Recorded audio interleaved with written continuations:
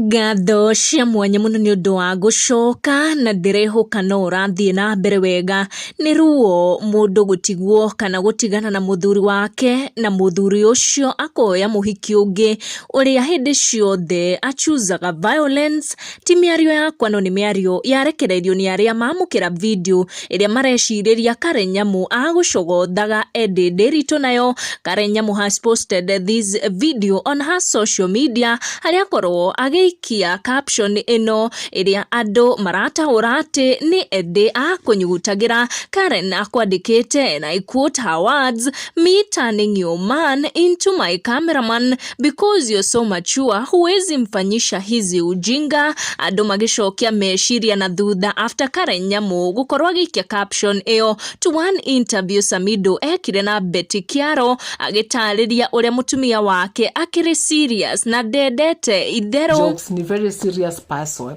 Na sasa side chick ametulia hivi, akaona watu wametulia wamesahau hiyo story, amekuja na hii video. I came across this video yesterday kwa TikTok akisema kwa sababu ulijifanya serious sana nimefanya mtu wako my cameraman. Sasa imagine wife anasikia aje. Niliwaambia kuna maside chick wenye wanakuanga wa fitina.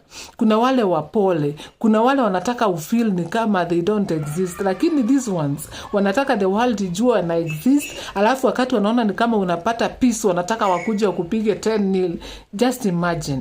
Na uwezi jua who is the cameraman. Sasa kama wife unajaribu kuzoom lakini cameraman haonekani, because at the end of the day hata kama umeachana na mtu there some statement you come across you feel bad.